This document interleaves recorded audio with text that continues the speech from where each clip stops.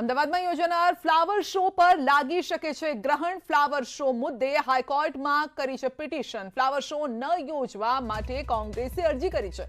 ચાંદખેડાના councillor રાશ્રી કેસરીએ હાઈકોર્ટમાં કરી છે અરજી. કોરોનાના વધતા કેસ વચ્ચે ફ્લાવર શો ન કરવા માટે અરજી કરવામાં આવી છે.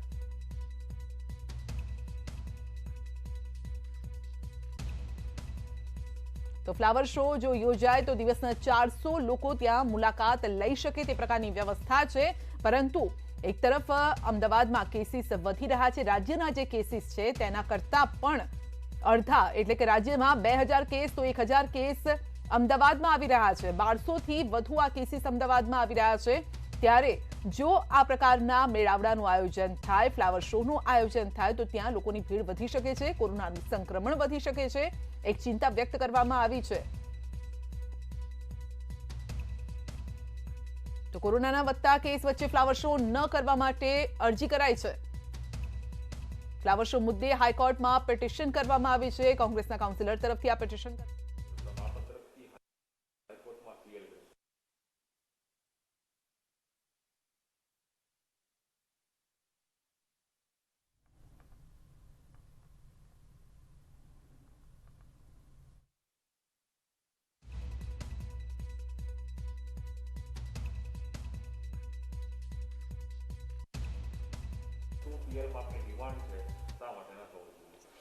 આપણે હાઈકોર્ટમાં પીઆઈએલ એટલા માટે કરી છે કે જ્યારે મેં એમની પાસેથી માહિતી માંગી ત્યારે એમણે કહ્યું પ્રતિ કલાકે 400 વ્યક્તિઓને એ લોકો પ્રવેશ આપશે. છેલ્લા 4 દિવસથી આપણે જોઈ રહ્યા છીએ કે આપણે 3 આંકડામાં અમદાવાદ શહેરમાં કોરોનાના અને ઓમિક્રોનના કેસીસ આવી રહ્યા છે. ગઈકાલે એક સાથે 1290 જેવા કેસ અમદાવાદ શહેરમાં આવ્યા છે. ત્યારે અમદાવાદ શહેરની જનતાને જોખમમાં શા માટે મૂકવી છે? આજે મેં એટલા માટે પીઆઈએલ દાખલ કરી છે કે જો આ ફ્લાવર શો થશે તો 400 માણસોની એક કલાકમાં એન્ટ્રી મળશે અને એની સાથે સાથે સોલિડ વેસ્ટ ખાતાના અધિકારીઓ હશે, સફાઈ કર્મચારીઓ હશે, નર્સરીનો સ્ટાફ હશે, ગાર્ડન ટૂલ્સના જે સ્ટોલ આપેલા છે સ્ટોલનો સ્ટાફ હશે, પ્લસ ગાર્ડન ખાતાના બધા જ વિભાગના બધા જ અધિકારીઓ અંદર હશે અને વહીવટી શાખાના બધા જ લોકો હશે.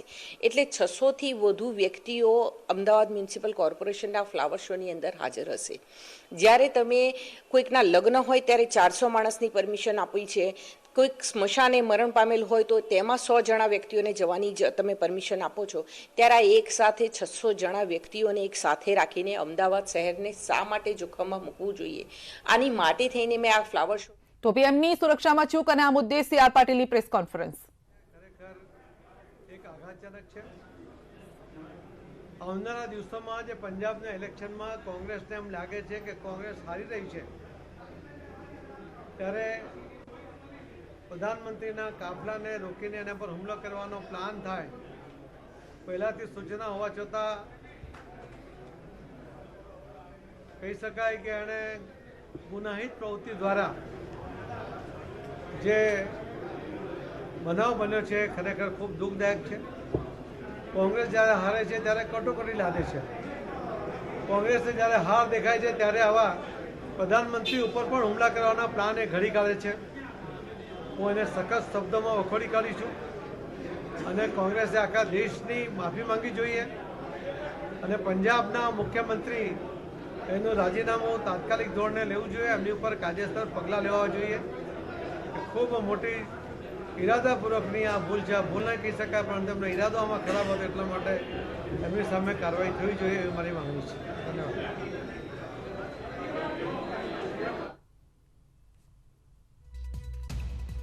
તો પીએમની સુરક્ષામાં ચૂક અને આ મામલે જ સીઆર પાટીલે કહ્યું છે, સીધો ચારો કોંગ્રેસ પર લગાવ્યો છે કે પંજાબ વિધાનસભા ચૂંટણીમાં કોંગ્રેસ હાર ભાળી ગઈ છે, જેને લઈને આ પીએમ પર હુમલો કરવાનું આ મોટું કાવતરું ઘડવામાં આવ્યું હતું, ઇરાદાપૂર્વક કાવતરું ઘડવામાં આવ્યું હતું તેવો સીધો જ આરોપ કોંગ્રેસ પર લગાવવામાં આવ્યો છે. તો પંજાબના સીએમ ચન્નીનું રાજીનામું પણ માંગ્યું છે. ભાજપે તેમનું રાજીનામું માંગ્યું છે અને કોંગ્રેસનું કાવતરું ગણાવ્યું છે. આખી ઘટનામાં કોંગ્રેસનું કાવતરું ગણાવવામાં આવી રહી છે. આખી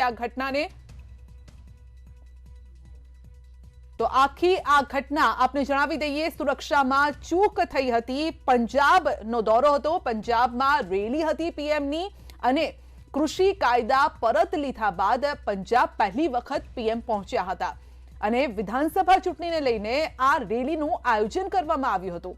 પીએમનો કાફલો 15 થી 20 મિનિટ સુધી રોકાઈ રહ્યો. ખેડૂતોએ તેમને અધવચ્ચે જ રોક્યા હતા, જેને લઈ અને સુરક્ષામાં ચૂક જોવા મળી હતી અને પંજાબ પોલીસ, પંજાબ સરકારની નિષ્ક્રિયતા અહીંયા સામે આવી છે અને જે મામલે જ ભાજપ હવે પંજાબના સીએમનું રાજીનામું માંગી રહી છે.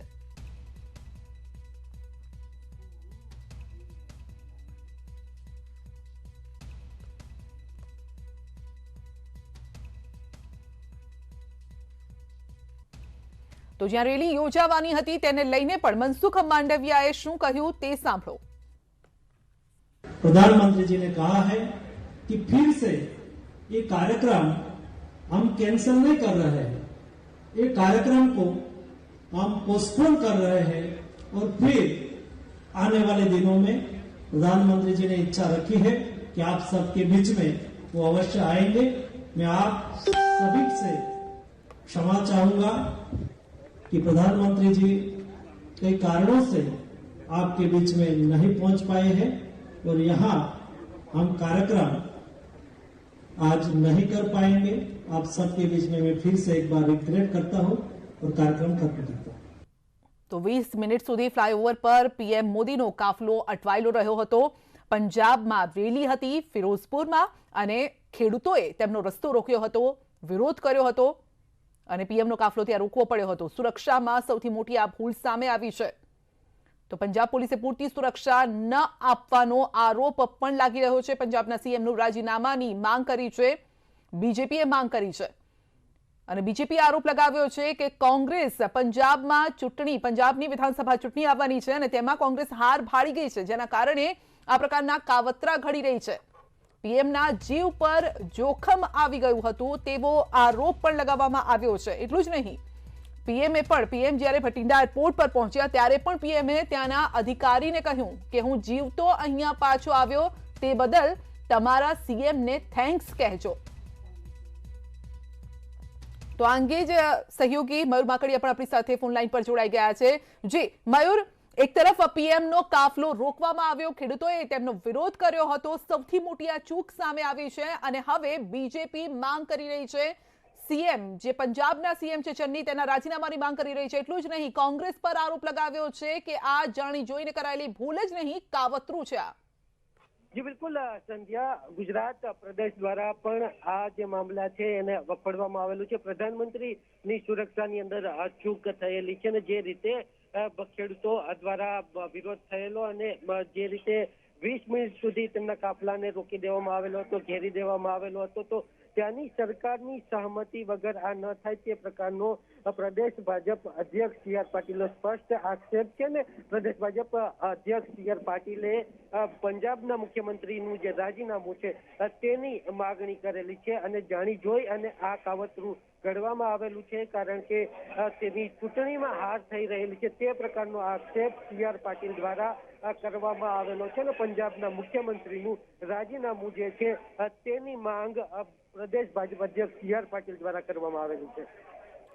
જી, આ સામે કોંગ્રેસનું કોઈ નિવેદન સામે આવ્યું છે આ આખા મામલાને લઈને? કારણ કે જેવી જ આ સમાચાર આવ્યા હતા કે પીએમની સુરક્ષામાં ચૂક થઈ છે, ગૃહ મંત્રાલય પણ તપાસના આદેશ આપી દીધા છે. બીજેપી બીજી તરફ કોંગ્રેસ પર આરોપ લગાવી રહી છે, તેઓ પણ માંગ કરી રહ્યા છે પંજાબના સીએમના રાજીનામાની. એટલે કોંગ્રેસ અહીંયા ઘેરાતી નજર આવી રહી છે. કોંગ્રેસ તરફથી કોઈ રિએક્શન?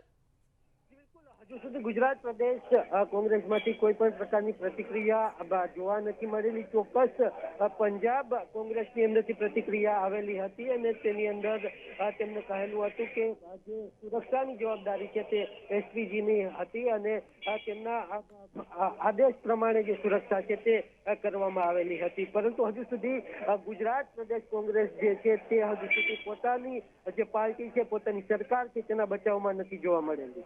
જી મયુર, આપનો આભાર અમારી સાથે જોડાવા બદલ. પંજાબ વિધાનસભા ચૂંટણીમાં કોંગ્રેસ હાર ભાળી જતા પીએમ પર હુમલો કરવાનું કાવતરું ઘડ્યું છે. કોંગ્રેસનું આ કાવતરું છે તેવું ગણાવી રહ્યું છે બીજેપી. જાણી જોઈને કરાયેલી ભૂલ નહીં, પરંતુ કોંગ્રેસનું આ કાવતરું છે. ભાજપ પ્રદેશ પ્રમુખ સી આર પાટીલે આ નિવેદન આપ્યું છે.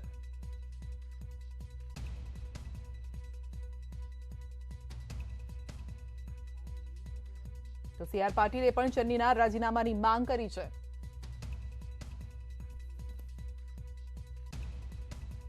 That is a protocol administration.